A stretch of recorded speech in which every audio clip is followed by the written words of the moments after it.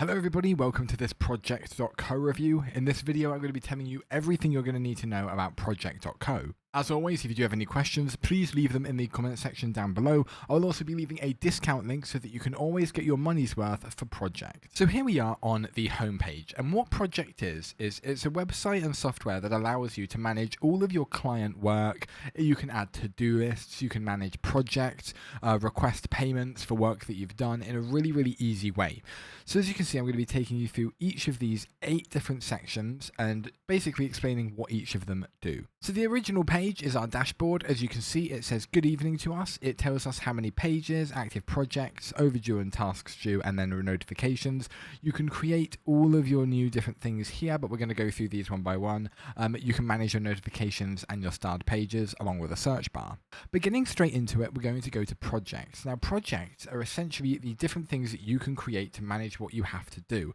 So if you were, say, an editor and you're editing for 3 different people at once, you would create 3 different projects so that you can keep track of when each one's due. As you can see, the start date, when the deadline for it is, and the status. And then basically, it's a really easy way to manage and basically keep up to date and make sure that you don't run over and also get paid for your work. So as you can see, you have an image for each of the projects along with a name. And then as we've already been through these, you have an options tab, which you can either open the project, duplicate the project, convert it to a template so that you can use that exact same project again. You may need to do that. And then you can complete the project here. If you go ahead and click on Hello from Matt, this is the very first project that you will be shown. Essentially, this shows you or gives you a bit of a rundown as to what this website's about. As you can see, it was created over 10 years ago to manage client projects for my video production agency, and it was the best decision he's ever made.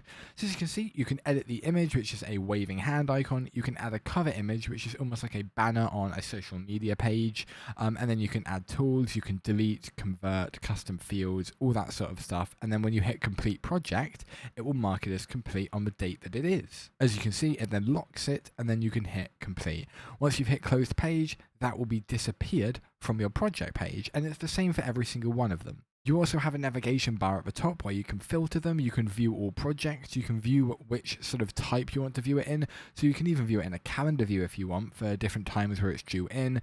You can do it in a cards view, but these do depend on whether you've added due dates and all different sort of variables in sort of to do with that project. You can also sort by all of these options here. You can go to none and sort by the group by option. You can also show whether the projects are already completed or not. And then you can also choose whether you even want the image, status, start date and deadline to be viewed. And then you save that view and you can create different presets here as well.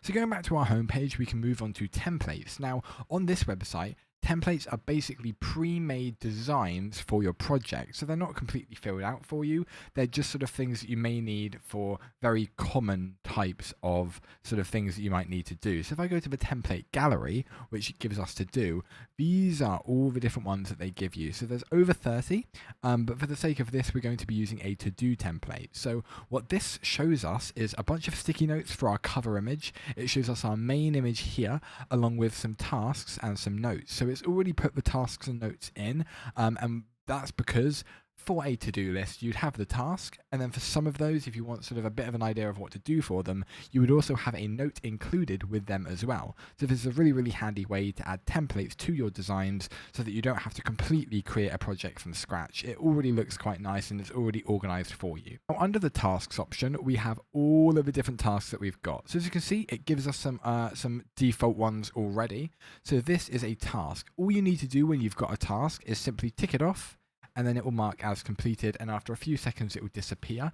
You can also assign separate people in your sort of group or company or whatever you're using this with to do specific tasks. So if you want people to know that that is a task that they individually have to do, this is how you would do it. So as you can see, there's plenty that you can have a little look at, and once you've done them, you just tick them off and they mark as completed, and then they disappear. And then on the right, you can either open it, duplicate it, or delete it. Under people, this is where you can invite new people to your projects. So all you would need to do is hit invite new, and you would enter 1 email address per line. So I would do test@test.com and then test@design.com, and that is essentially the format that you would want to invite new people. You would then put a role as to whether they're collaborator, collaborator plus, and all of these have different sort of privileges in your company. However, some of them, as you can see, are paid requirements. So you can only give admin to another person if you've got the subscription. And then you can manage each people with when they were created, what group they're in, and whether you want to view the person or archive the person. Under groups, you can create different groups so that different projects can be completed by different sort of sections of your company or of your business, whatever it is you're using it for. So if I created a new group, all I'd want to call it is group number 1. And then the invoice details, we don't need to put any of that, but as you can see, you would enter the address to be shown on any invoices, and then a photo and icon. Once you've hit save, that will create a separate group. So say you had one group doing design aspects of a business and one group doing editing and one group doing videography. If you're for example, a media business, you would make a media, editing, and then design group, and then you would add all of your different assignees and all of your members to those groups so that they can sort of see all of the different tasks for that particular group. Really, really useful way, and the way that it does this is absolutely incredible. It's very, very intuitive. Under files, you're able to upload files so that people in your group can actually see. So if you uploaded a new file, as you can see, there's already 2 here, but say you wanted to share it across your entire company, this is a really, really useful way of doing this. It gives you a size of the file that you've got, the date that it was uploaded, and then if I hit options, you're able to preview, download, or delete. And as you can see, you have we have an explainer script and we have an image here, but this is basically where you would upload, say, as I said, the media company example, you would upload, say, a video or a draft edit or any images that you want or any shots that the videographers have done to hand over to the editors rather. Really, really handy way of uploading all the files you need for your business. Under payments, you're able to view all of the different payments that you've got from your clients. So all you need to do is hit new payment. You're able to put the description of it, the project, the group, currency, and the amount, and then choose the people to notify. And then you can configure Stripe or PayPal. They're the 2 sort of platforms that they allow you to get paid on. And then this is what you would send out to the people, and then you would get paid for your work. You can also filter these as well, just like all of the others. And then under time, you're basically able to see where time is being spent on a project. So if I hit new time entry, you're able to choose a group. So we'll say general, we'll choose a person, we'll choose me, we'll choose the project, we'll do lead tracker, task will be, say, Benjamin Compton, and then we'll select today as the day and how many hours. So you can enter a time, as you can see, in either column form or bullet point form.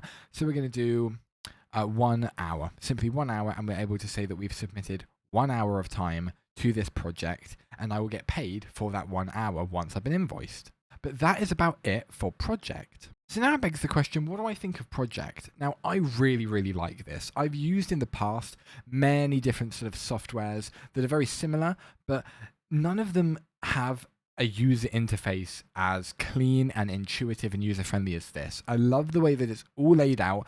There's basically no mistakes that you can possibly make on this. The way that you import it has no, expert language on it.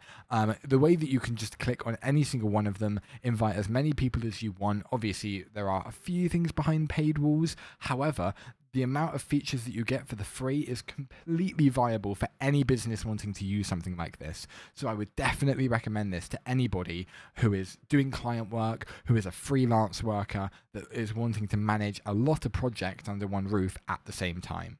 But thank you everyone for watching, and I'll see you next time. Goodbye.